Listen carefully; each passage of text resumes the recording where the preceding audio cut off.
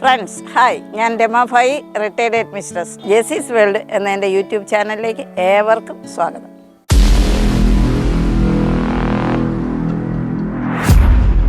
തുടർച്ചയായ മഴക്കാലം കഴിഞ്ഞു. ഇനി നമ്മുടെ ഡ്രാഗൺ ചെടികൾക്ക് വളപ്രയോഗം ചെയ്യേണ്ട സമയമായി. ഡ്രമ്മിൽ നട്ടിരിക്കുന്ന ചെടികളുടെ വളപ്രയോഗത്തെക്കുറിച്ച് ഒരുപാട് പേര് സംശയം ചോദിച്ചിരുന്നു. അപ്പോൾ നമുക്ക് ഇന്നത്തെ വീഡിയോ എന്ന് പറയുന്നത് ഡ്രമ്മിൽ നട്ടിരിക്കുന്ന ഡ്രാഗൺ ചെടികൾക്ക് വളം എങ്ങനെയാണ് കൊടുക്കേണ്ടത്, എത്ര അളവിൽ കൊടുക്കണം എന്നുള്ളതിനെ കുറിച്ചാണ്. ഇവിടെ 45 ബാരലുകളിലാണ് ഞാൻ ഡ്രാഗൺ ചെടികൾ നട്ടിട്ടുള്ളത്. ഇവ ഒരു തരി മണ്ണ് പോലും തൊടാതെയാണ് ഈ ഡ്രാഗൺ മുഴുവനും നട്ടിരിക്കുന്നത്. ഇതിനെക്കുറിച്ച് ഞാനൊരു വീഡിയോ ചെയ്തിട്ടുണ്ട്, അതിൻ്റെ ലിങ്ക് ഡിസ്ക്രിപ്ഷനിൽ കാണും. ടെറസിലെ ഡ്രാഗൺ കൃഷിയെക്കുറിച്ച് എൻ്റെ ഒരു ലേഖനം 2023 നവംബർ ലക്കം കർഷകൻ മാസികയിൽ ഉണ്ട്. അതുപോലെ തന്നെ ഇതിനുപയോഗിക്കുന്ന ജൈവവളങ്ങളെല്ലാം തന്നെ ഇവിടെ നിർമ്മിക്കുന്നതാണ്. ഈ ജൈവവളങ്ങളുടെ നിർമ്മാണത്തെക്കുറിച്ച് കഴിഞ്ഞ മാസം, അതായത് ജൂലൈ 24 കർഷകൻ മാസികയിൽ വിശദമായിട്ട് കൊടുത്തിട്ടുണ്ട്. നിങ്ങൾക്ക് ആ മാസിക കിട്ടാൻ സാധ്യതയുണ്ടെങ്കിൽ അത് നോക്കി വായിക്കുന്നത് വളരെ നന്നായി. ഇനി നമുക്ക് വളപ്രയോഗത്തിലേക്ക് പോകാം.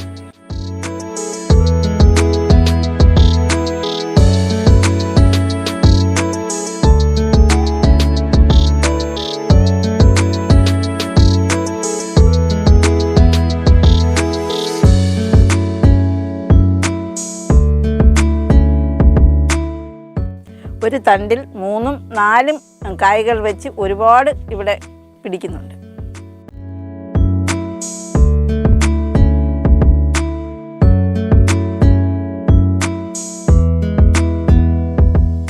ഇത് ട്രിപ്ലറ്റ് കായ്കളാണ്. ഇവയും ഒരാഴ്ച കഴിയുമ്പോൾ പഴമായിട്ട് വരും.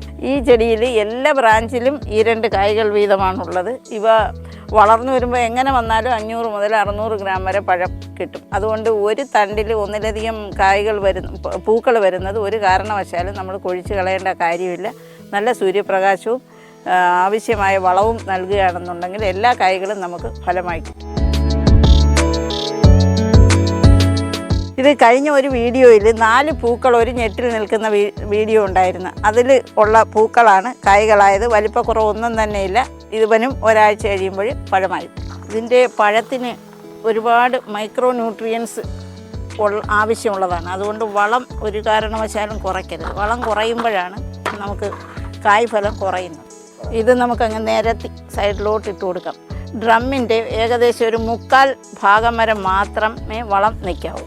അപ്പോൾ നമ്മൾ എത്ര വളം ചെയ്താലും ഒരു 1/4 പങ്ക്, കാര്യം മഴ പെയ്താൽ വെള്ളം വീഴുമ്പോൾ തെറിച്ച് വീഴും. അത് മാത്രമല്ല, ഈ തണ്ടിൽ ഓവറായിട്ട് വളം നിന്ന് കഴിഞ്ഞാൽ തണ്ട് ചീയാൻ, വെള്ളവും കൂടെ കെട്ടി നിൽക്കാൻ ഇട വന്നു കഴിഞ്ഞാൽ തണ്ട് ചീയാൻ സാധ്യതയുണ്ട്.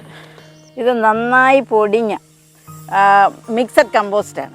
ഇവിടെ തന്നെ ഉണ്ടാക്കിയതാണ്. ഇതിനകത്ത് നല്ല കരിയില, പച്ചിലകൾ, അതുപോലെ തന്നെ ആടുവളം, കോഴിവളം എല്ലാം ചേർന്നത്. അതുപോലെ ചക്ക വേസ്റ്റ്, ചീനിയുടെ വേസ്റ്റ്, നമ്മളെ അടുക്കള പച്ചക്കറികളുടെ വേസ്റ്റ് എല്ലാം ചേർത്ത് പൊടിച്ച 1-ാം തരം മിക്സഡ് കമ്പോസ്റ്റാണ് ഇത്.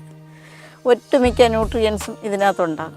ഈ കമ്പോസ്റ്റ് വളങ്ങൾ ഇടുന്നത് കൊണ്ട് അവ പെട്ടെന്ന് തന്നെ മൈക്രോബ്സ് അവ ജീർണിപ്പിച്ച് ഈ ഡ്രമ്മിൽ നിന്ന് പഴയതുപോലെ അങ്ങ് താന്നോളും. കമ്പോസ്റ്റ് വളം, അതുപോലെ തന്നെ ആടുവളം പൊടിഞ്ഞതാണ് ഇട്ടിരിക്കുന്നത്, നന്നായിട്ട് ഉണങ്ങി. ഇവ പെട്ടെന്ന് തന്നെ അങ്ങ് താന്നോളും. ഇതിന് മുകളിൽ വളരെ കുറഞ്ഞ അളവിൽ, അതായത് ഒരു 1-1.5 പിടി മതിയാവും, ചാരം ഇട്ട് കൊടുക്കണം. ഏത് വളം ചെയ്താലും ചാരത്തിൻ്റെ അളവ് കുറച്ച് മാത്രം ചെയ്യണം.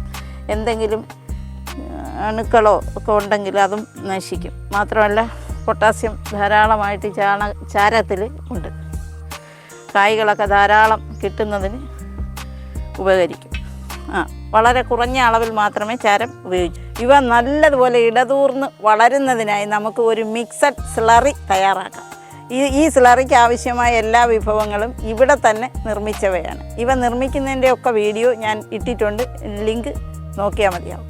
ഇത് അടുക്കള വേസ്റ്റിൻ്റെ സ്ലറിയാണിത്. ഇത് നമുക്ക് 1 ലിറ്റർ എടുക്കാം.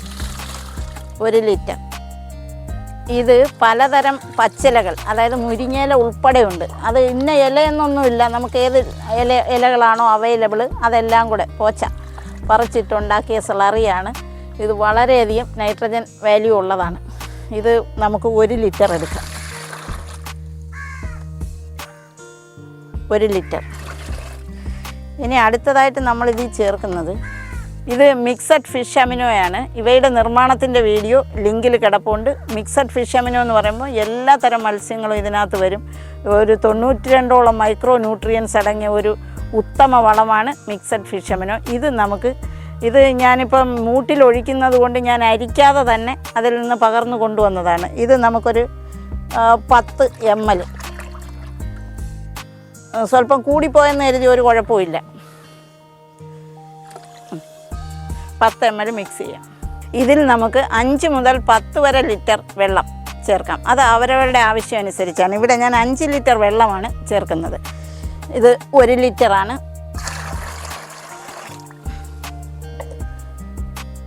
ഇത് 4 ലിറ്ററാണ്. അങ്ങനെ 5 ലിറ്റർ വെള്ളം ചേർക്കും. നമ്മളിങ്ങനെ പൊക്കി ഒഴിച്ചത് കൊണ്ട് തന്നെ ഇനി അവ ഇളക്കേണ്ട ആവശ്യം വരുന്നില്ല. ഇതിൽ നിന്നും നമുക്ക് 1 മുതൽ 2 വരെ ലിറ്റർ, 1 1.5 ലിറ്റർ സ്ലറി നമുക്കിതിൽ ഒഴിച്ചു കൊടുക്കാം.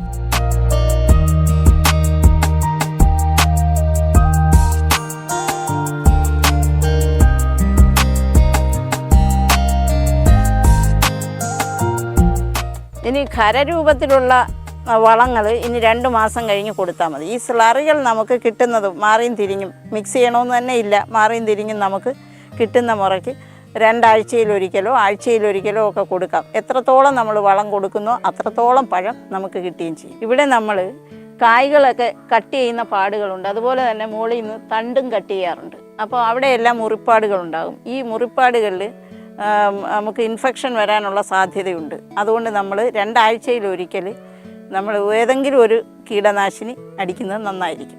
ഇവിടെ ഞാനിപ്പോൾ സാഫാണ് അടിക്കാൻ ഉപയോഗിച്ചിരിക്കുന്നത്. അത് എങ്ങനെയാണ് സ്പ്രേ ചെയ്യുന്നതെന്നും കൂടെ ഞാൻ പറഞ്ഞുതരാം.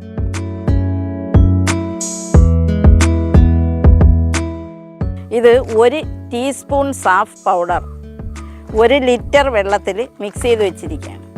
ഇത് നന്നായിട്ട് അരിച്ച് വേണം നമ്മൾ സ്പ്രെയറിൽ ഒഴിക്കാൻ. കാരണം ഈ സാഫ് പൗഡർ സ്പ്രെയറിൽ പറ്റി പിടിച്ചിരുന്നാൽ സ്പ്രെയർ കേടാവും. നമുക്ക് ഈ ലായനിയെ നമുക്ക് സ്പ്രെയറിലേക്ക് അരിച്ചൊഴിക്കാം.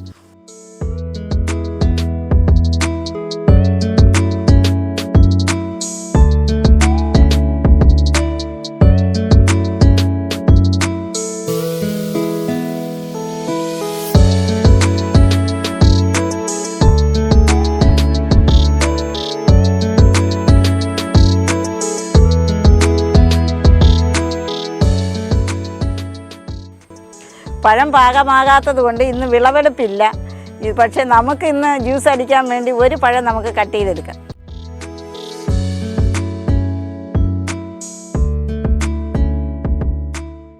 ഇത് 600 ഗ്രാം വലിപ്പം വരും. ഡ്രമ്മിലെ ഡ്രാഗൺ ചെടികളുടെ വളപ്രയോഗത്തെക്കുറിച്ചുള്ള നിങ്ങളുടെ സംശയങ്ങളൊക്കെ തീർത്ത് കാണുമല്ലോ. ഇനി എന്തെങ്കിലും സംശയങ്ങളുണ്ടെങ്കിൽ നിങ്ങൾക്ക് കോൺടാക്റ്റ് ചെയ്യാവുന്നതാണ്. അതുപോലെ തന്നെ ഈ വീഡിയോ നിങ്ങൾക്ക് ഇഷ്ടമായെങ്കിൽ നിങ്ങൾ ലൈക്ക് ചെയ്യാനും ഷെയർ ചെയ്യാനും സബ്സ്ക്രൈബ് ചെയ്യാനും മടിക്കല്ലേ. ഉപകാരപ്രദമായ മറ്റൊരു വീഡിയോയുമായി നമുക്ക് വീണ്ടും കാണാം. ബൈ.